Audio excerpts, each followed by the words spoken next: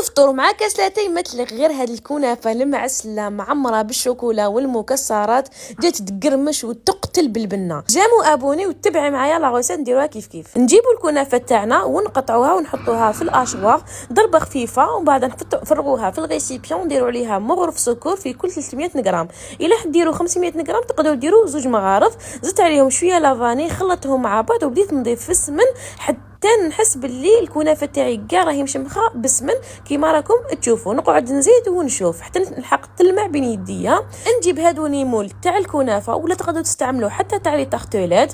نبدا نستف الكنافه ونرصها هكا بين يديا. للحشو كيلو مكسرات عليها 4 كيلو تاع سكر. نكمل نديرهم بالمزهر هكذايا حتى تصبح كيما راكم تشوفوا في لا فيديو. نرجع نحطها فوق الكنافه ومن بعد نرصها شويه بيديا، ومن بعد نزيد عليها طبقه تاع الشوكولا ايفيتي للناس اللي ما يحبوش الحلوى بزاف سكري. ومن بعد نكمل ندير الكنافه نرص ونكمل نفرغ كاع الفراغات باش هكا ما تخرجش الشوكولا وما تحرقليش من الفوق. ندهنها بسمن تري بيان من وجهها، ومن بعد نديها للفوق حتى يتحمل لي وجهها تري بيان. وهي سخونه درت عليها العسيله اللي كنت خففتها بشويه شربات ودرت لها شوكولا من فوق كتزيين. درت عليها شويه بيستاش وزينتها بهاد الورده. قدمتها جربوها ورجعوا لي بالبنه. انا بروشين.